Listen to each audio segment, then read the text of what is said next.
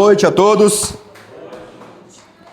Sejam todos muito bem-vindos. Uma alegria nós estarmos mais uma vez aqui reunidos para adorarmos ao Senhor, cantarmos ao Senhor, ouvirmos a Sua palavra, nos alegrarmos com a comunhão, nos alegrarmos na presença do Senhor.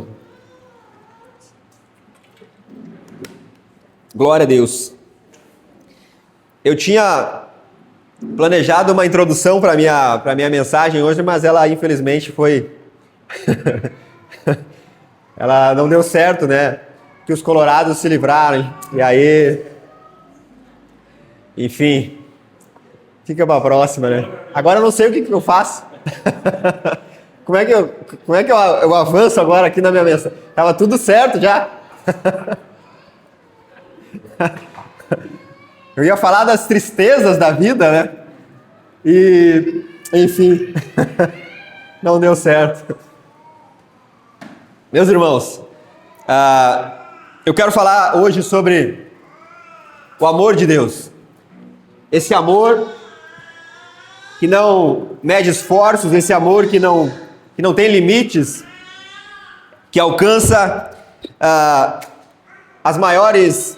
Esse amor que ele é tão alto que ele veio do céu, esse amor que é tão profundo que desce nas profundezas do pecado, no poço mais profundo que nós nos enfiamos e nos resgata de lá.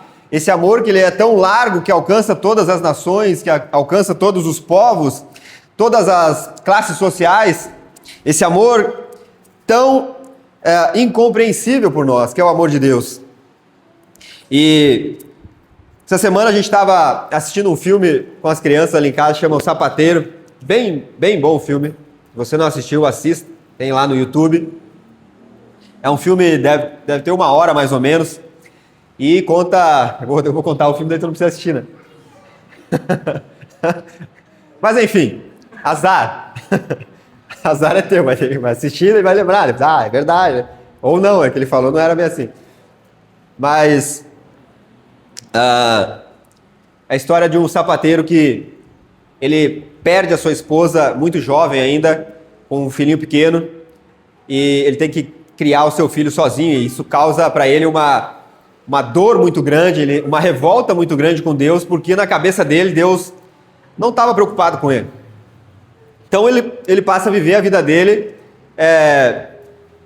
de forma rancorosa, triste, e sempre que chega nessas datas, né, tipo Natal agora, que é uma data festiva, para esse sapateiro e talvez para muita gente que esteja vivendo essa mesma situação, que parece que tudo dá errado na tua vida, parece que todas as coisas que tu tenta iniciar, todas as coisas que tu coloca a mão dá errado, parece que a tua vida parece a vida de Jó, né, que da noite pro dia tudo desmorona,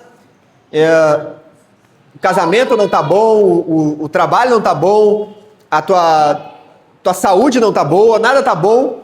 E diante desse cenário, muitas vezes a gente imagina que Deus provavelmente nos deixou de lado.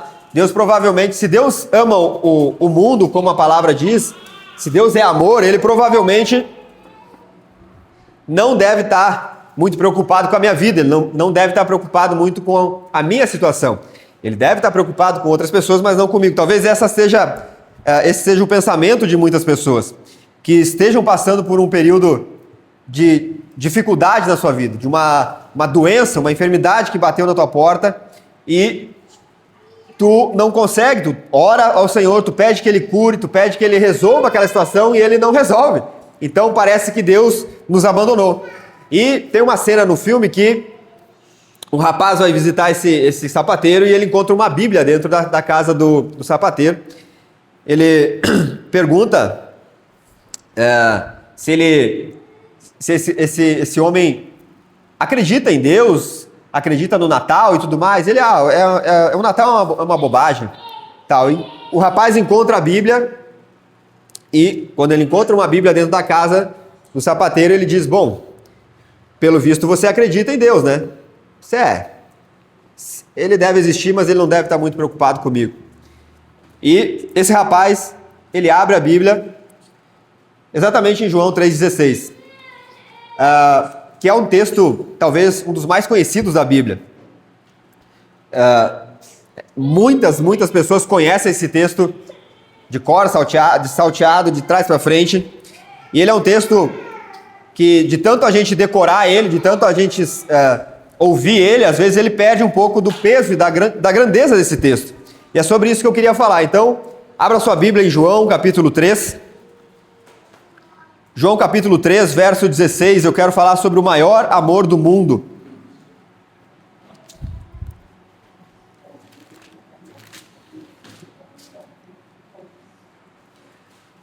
Esse texto diz o seguinte, porque Deus amou o mundo de tal maneira que deu o seu Filho unigênito, para que todo o que nele crê não pereça, mas tenha a vida eterna. Porque Deus amou o mundo de tal maneira que deu o seu Filho unigênito, para que todo o que nele crê não pereça, mas tenha a vida eterna. Amém? O que está acontecendo aqui? O capítulo 3 de João mostra uma conversa de Jesus com um fariseu chamado Nicodemos, um profundo conhecedor da lei de Deus, um cara que obedecia a todos os mandamentos, tintim por tintim, um cara que conhecia todas as regras, um exemplo de pessoa diante da sociedade, um exemplo de talvez um mestre, um professor, diante ali do sinédrio, dos outros fariseus. Era um cara respeitado por muita gente. Só que, apesar de tudo isso, apesar do total conhecimento que ele tinha da lei, da palavra de Deus, apesar de ele cumprir todas as regras direitinho, faltava vida para esse homem. Porque Jesus diz para ele, é necessário que você nasça de novo. O que isso quer dizer? Nós vamos ver isso. Por que Jesus diz para ele que, mesmo ele conhecendo a religião, mesmo ele seguindo a religião certinho, ele conhecendo todas as escrituras, ainda assim esse homem era um homem morto espiritualmente. Ele necessitava nascer de novo. Jesus revela aqui que nenhum ritual pode trazer salvação para nós. Nenhum conhecimento da cultura, nem saber a Bíblia, só por saber, conhecer, decorar textos bíblicos, só isso não garante a salvação para você. É necessário que a gente morra e nasça de novo. O Evangelho, em João 3,16, o Spurgeon diz que se toda a Bíblia fosse perdida e restasse somente João 3,16, ainda assim nós encontraríamos um caminho até o céu. Ainda assim nós encontraríamos lições, ensinamentos e um apontamento para o céu. E eu quero compartilhar com vocês nessa noite 5 características desse amor de Deus à luz desse texto que nós lemos aqui, de João 3,16. A primeira característica que nós encontramos aqui é que o amor de Deus, ele tem origem divina. O texto diz que Deus amou. O amor de Deus não nasceu no coração do homem. O amor de Deus pelo mundo não é fruto do coração do homem. A salvação, ela não é fruto do trabalho ou das boas obras do ser humano. Ela tem uma iniciativa divina. Ela nasceu no céu. Foi Deus que deu um passo em nossa direção. 1 João 4,19 diz que nós o amamos porque Ele nos amou primeiro. Então, não é que em algum momento da tua vida tu esboçou alguma atitude boa em relação a Deus e por isso Ele disse, então é isso, acho que o Daniel me ama, eu vou amar ele também. Algum momento da tua vida tu estava lá vivendo a tua vida desgraçada, e daí tu pensou assim, eu acho que eu vou amar Deus agora. Vou largar essa vida e vou começar a amar o Senhor. Aí Deus lá no céu disse, opa, o Gerson está mostrando que me ama, então eu vou amar ele também. Não, Deus iniciou isso. Nós estávamos completamente mortos, como a gente vai ver hoje. O amor de Deus, ele não é um sentimento, ele não é algo que Deus apenas diz que me ama. Deus não apenas ama, a Bíblia diz que Deus é o próprio amor. A essência do amor está no ser de Deus. O Pai envia o Filho. Isso é uma demonstração de amor de Deus. Então Deus não reagiu ao nosso amor. Deus não olhou aqui para baixo e viu que um de nós, ou que nós estávamos agindo de forma correta aqui na terra. Olha que boas ações que o Daniel faz, olha que boas ações que o Tiago faz, e então eu vou salvar ele. Não, nós estávamos completamente mortos, inimigos de Deus. Nós não esboçávamos nenhuma ação em direção ao Senhor. A W. Tozer diz que Deus não ama porque encontramos graça aos seus olhos. Ele nos ama porque Ele é amor. Então, o amor de Deus, a primeira coisa que você precisa saber, o amor de Deus, ele tem origem no céu. Deus amou o mundo. Não foi da terra para o céu que nós encontramos salvação. Deus tomou a iniciativa, Ele deu o passo na frente. Nós não tínhamos condição nenhuma, Ele tomou a iniciativa. Deus iniciou essa obra em nós. Em segundo lugar, meus irmãos, a segunda característica do amor de Deus, encontrada nesse texto que nós lemos, é que o amor de Deus alcança toda a terra. O texto diz que Deus amou o mundo. E mundo aqui não é o planeta Terra. Mundo aqui são as pessoas do mundo. Deus amou o mundo. Deus amou todas as nações. Ao contrário do que o fariseu Nicodemos talvez pensasse, ou talvez o povo de Israel pensasse, não, o Messias é só para o povo de Israel. Não, Deus amou o mundo todo. Todas as raças, todas as tribos, todos os povos, todas as nações. O amor de Deus alcança toda a terra. O amor de Deus não alcança somente os bons, entre aspas, né? Não, o amor de Deus vai até os becos mais sujos da terra e alcança até a pessoa mais imunda, o perdido, mais afundado, o Senhor alcança. Agora,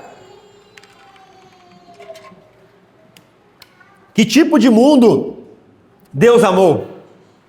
Que mundo foi que Deus amou? Será que Deus amou um mundo bom? Quando Deus olhou aqui para a terra, ele olhou e disse, que mundo bom esse, eu vou amar esse mundo.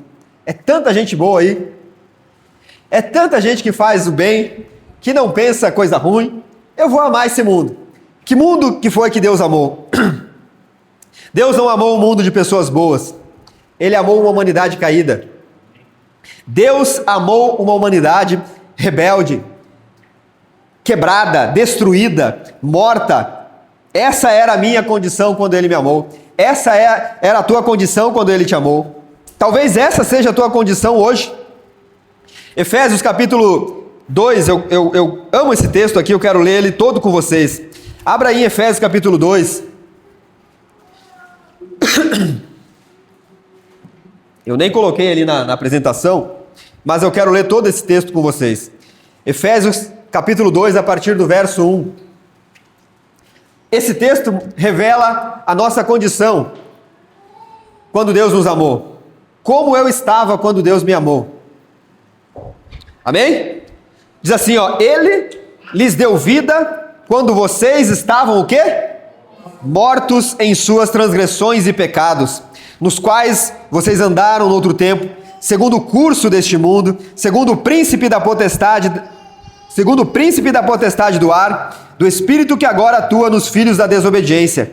Entre eles também nós todos andávamos no passado, segundo as inclinações da nossa carne, fazendo a vontade da carne e dos pensamentos, e éramos por natureza filhos da ira, como também os demais. Olha o verso 4.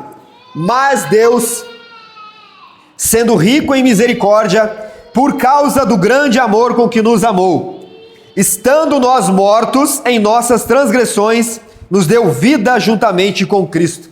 Pela graça, vocês são salvos. Então, essa era a nossa condição. Essa era a condição do homem. Nós estávamos mortos. Qual é a principal característica do morto? Quer ver quem sabe? Ele está morto. É que ele está morto. O morto não faz nada. Aí ele fede também, né?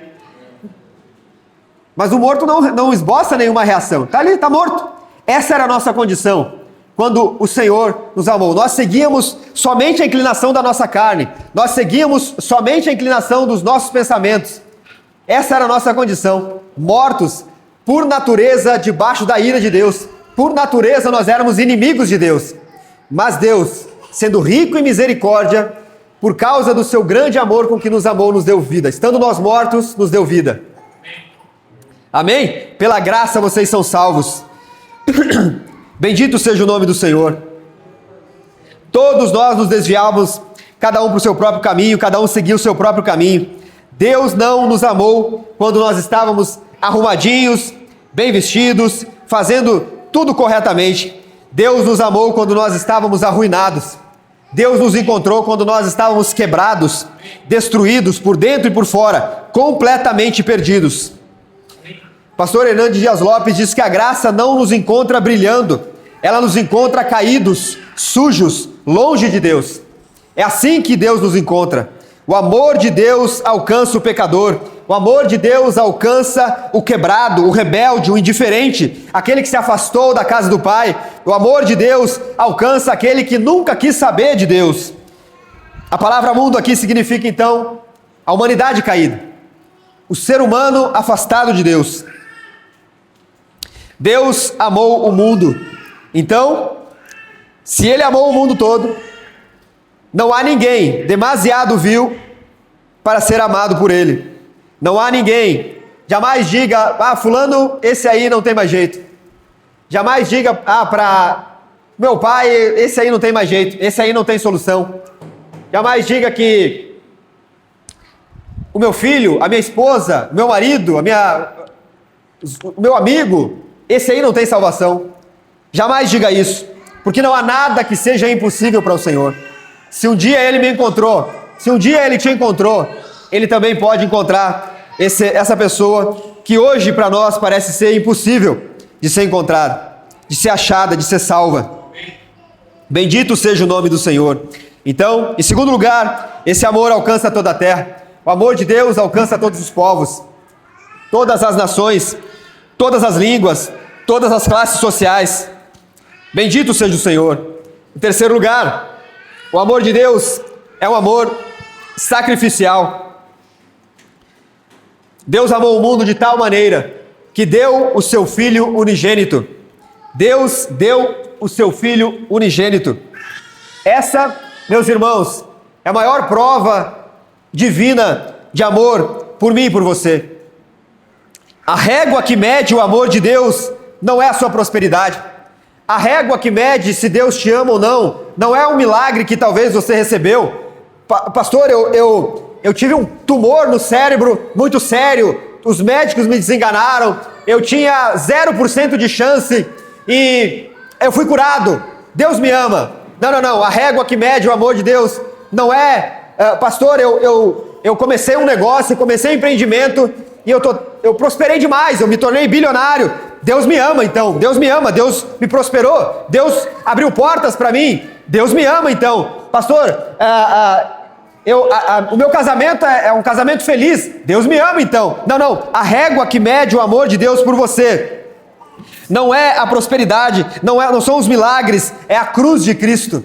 É quando você quiser olhar o quanto Deus te amou, olhe para a cruz.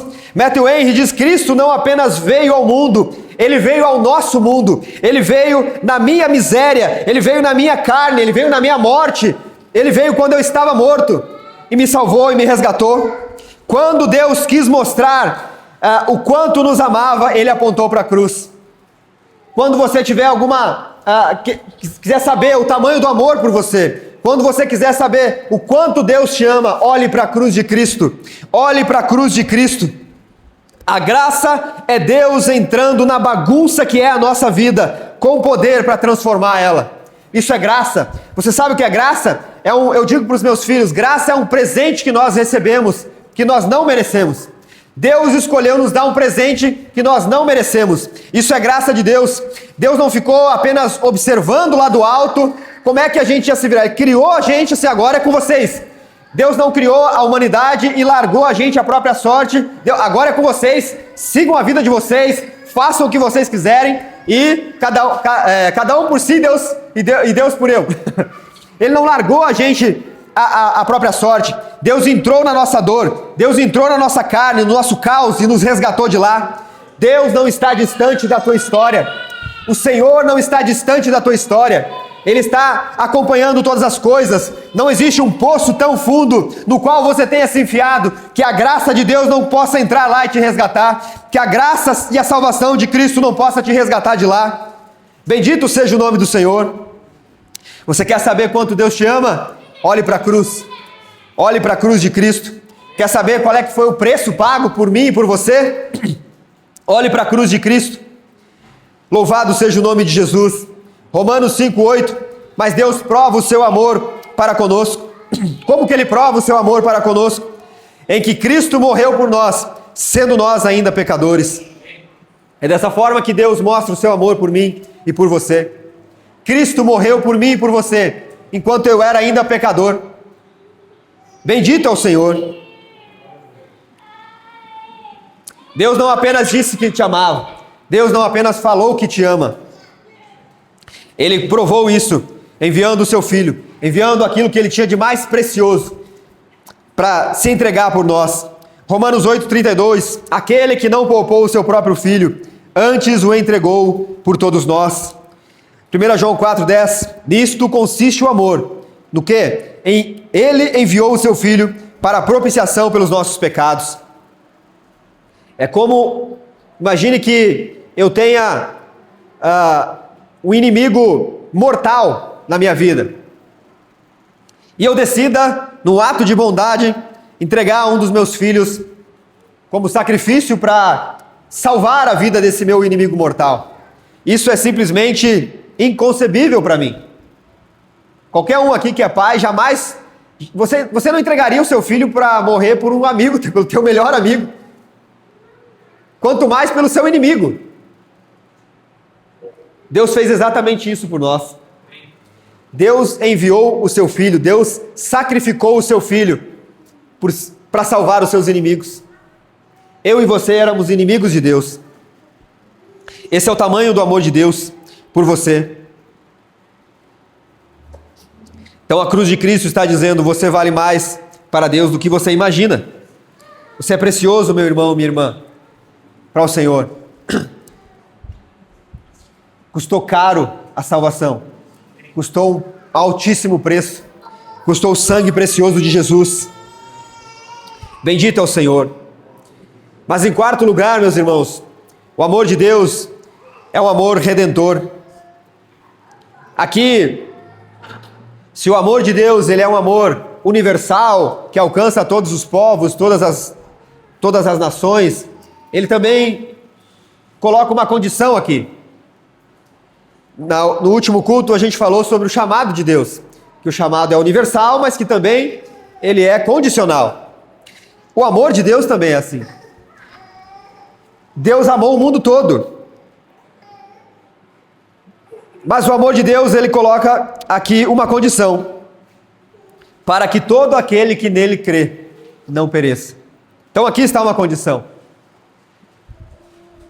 O Evangelho não é universalista, que diz que, bom, no final, Deus é bom, né? No final ele vai acabar mandando todo mundo para o céu, vai chegar todo mundo lá na frente de Deus, vai estar toda uma festa lá, pessoal que viveu a vida meio atrapalhada aqui, né? Apavorado, será que ele vai mandar nós para baixo? Será que nós vamos para outro lado? E daí Deus vai olhar para aquela multidão, ele vai dizer, quer saber de uma coisa? Olhar para Jesus, olhar para os anjos, e vai dizer, vamos mandar todo mundo entrar aí, né? Azar. Não é assim, meus irmãos. Parece engraçado, mas tem gente que prega isso, que ensina isso, que no final Deus vai salvar todo mundo. Não é assim. É para todo aquele que nele crê. Aqui a gente já separa dois grupos. Aquele que não crê, a Bíblia diz que ele já está condenado.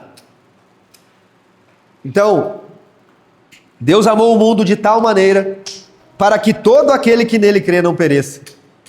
Quem crê no Filho não perece. Quem crê no Senhor Jesus como seu único e suficiente Salvador não perece. O amor de Deus é um amor que age, não é apenas um afeto. Sem Deus nós estamos destinados à morte espiritual. Agora o amor de Deus, por mais que ele alcança todos os povos, ele não ignora o pecado. Ele não ignora o pecado. É necessário que nós nos arrependemos dos nossos pecados. O pecado é o pior mal da humanidade. Nós estamos vendo hoje tanta coisa ruim acontecendo no mundo, né? E às vezes a gente coloca a culpa nos políticos, a culpa é da nossa liderança, a culpa é de A, de B. Não, a culpa é o pecado, meus irmãos. A culpa é... O mundo está do jeito que está por causa do pecado. O pecado transformou o mundo num lugar de morte, um lugar de ruína.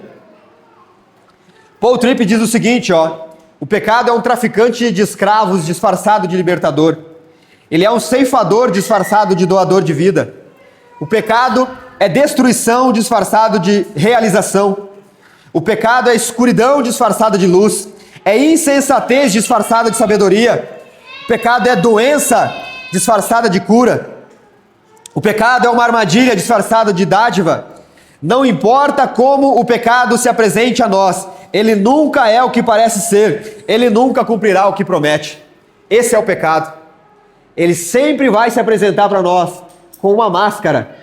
Sempre vai mostrar, vai te prometer coisas que ele não é capaz de cumprir. A droga disso tudo é que muitas vezes a gente aceita. A gente dá mais crédito para a promessa do pecado do que para a promessa da palavra de Deus. É por isso que o mundo está do jeito que está.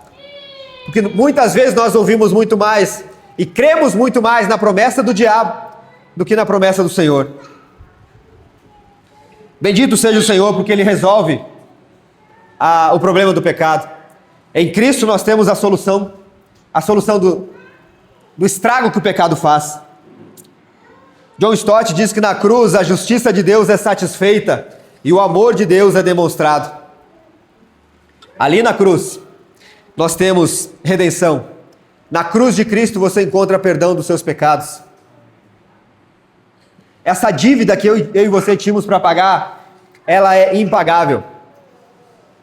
Se você cometeu um crime contra uma formiga, o Thiago teve lá no templo budista, né? Diz que lá tem que pular, tem as casinhas, tem os trilhos das formigas. Se tu matar a formiga, o Buda vai te buscar, vai te puxar as pernas depois de noite. Então lá é um crime matar a formiga, tá? Não mate formiga lá no templo budista. Mas ainda assim seria uma sentença pequena. Se você matar um cachorro hoje, você vai cometer um crime contra um cachorro, um animal, você vai pagar uma sentença um pouco maior do que uma formiga. Se você cometer um crime contra uma pessoa, a sentença é maior. Agora, qual é a sentença cometida contra um Deus que é onisciente, onipotente, onipresente? Como pagar uma dívida que nós temos contra um Deus tão grande, tão santo, tão puro? Não tem como pagar. Nós não tínhamos como pagar. Por isso que Deus veio Ele mesmo pagar. O homem não tinha como pagar essa dívida. Deus veio e pagou por meio de Jesus. O que eu faço com essa informação então, pastor? Pare de tentar salvar a si próprio com os teus próprios esforços. Pare de tentar se salvar. Pare de tentar alcançar a redenção por meio das tuas boas obras. Deus não espera que você escale até o céu para alcançar a salvação. Ele desceu até nós. Deus não espera que você construa uma torre para alcançar o céu. Ele veio até nós. Ele desceu do céu e veio até nós. Louvado seja o nome de Jesus. Em quinto lugar, o amor de Deus é um amor eterno.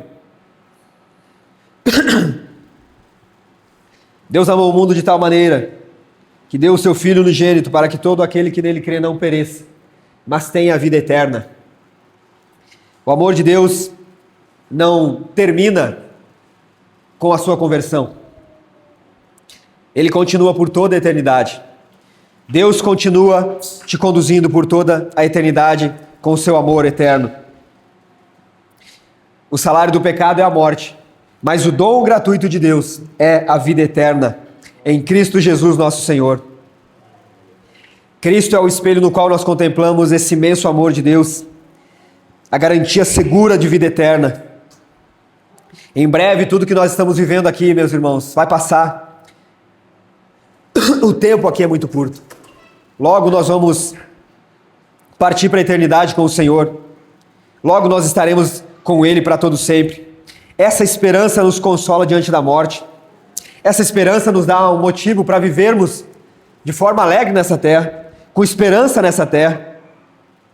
Eu e você somos amados com um amor eterno, um amor que garante a vida eterna, não apenas uma vida longa aqui nessa terra, mas um amor eterno. A vida eterna na presença do Senhor. Bendito é o Senhor. Os nossos corações só encontram descanso quando descansam em Cristo. O que significa isso?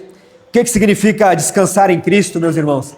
Significa que a sua salvação, ela não é frágil. Se foi Cristo que te salvou, não há por que você se preocupar em perder a salvação.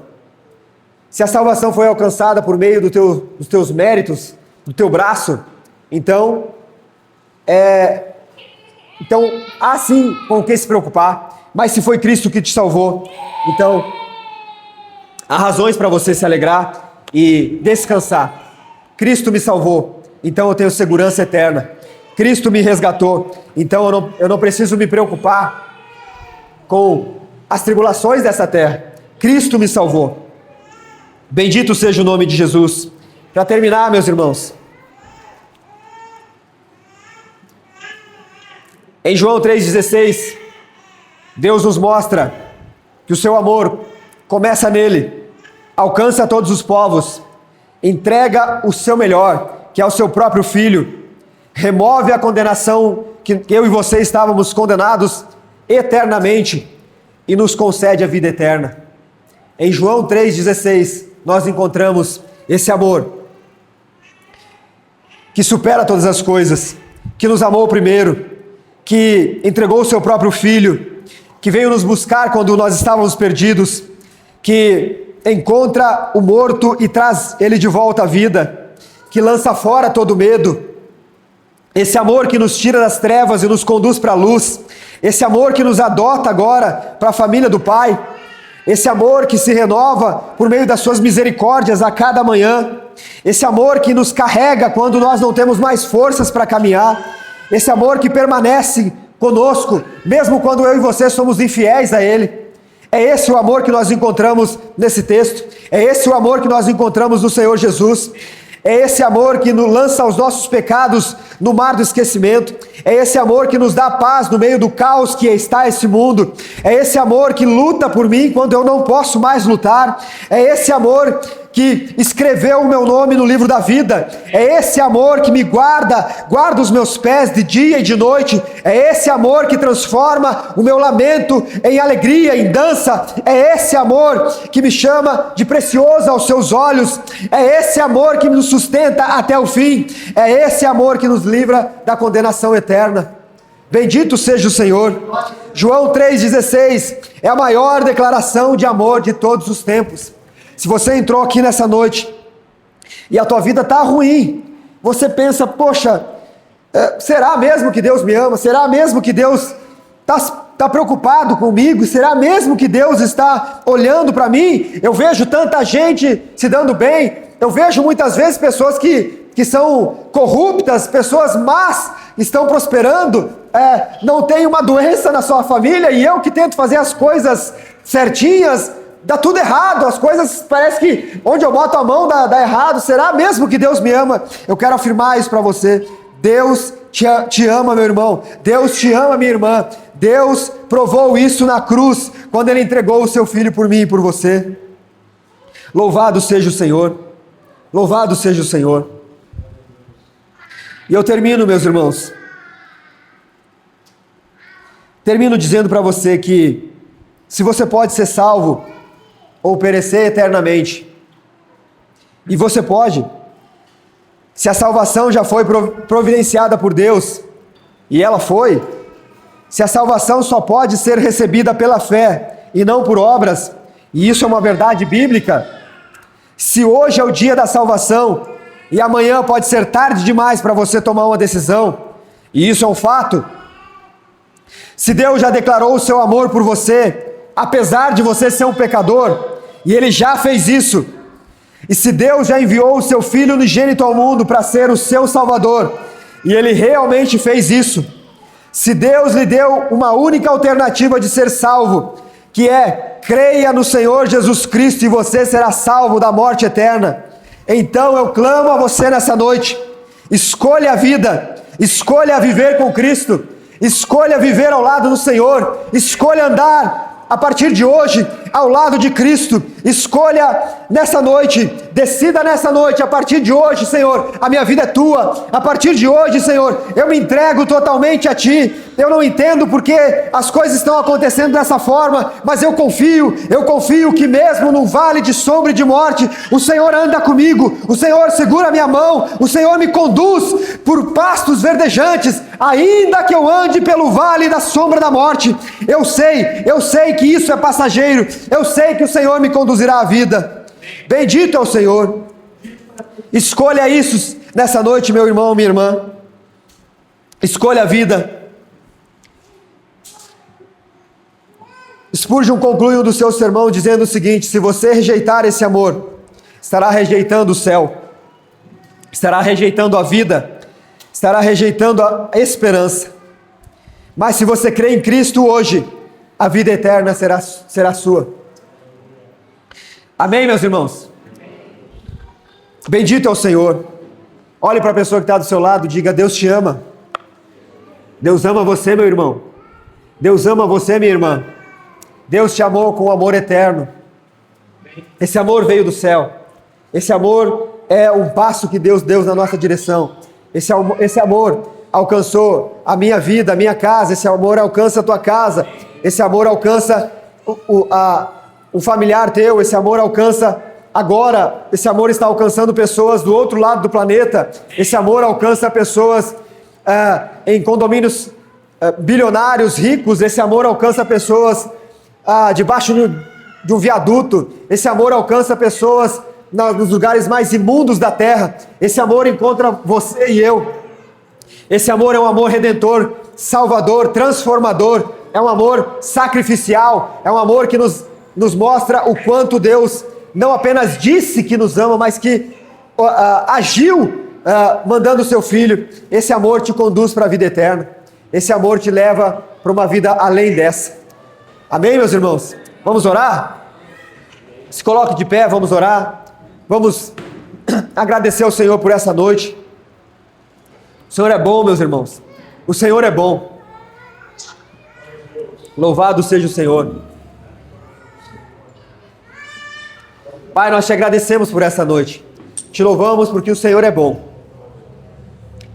A tua palavra é tão verdadeira, Deus, quando nós olhamos para a nossa vida, para a nossa condição sem o Senhor, quando nós estávamos sem o Senhor. De fato, nós estávamos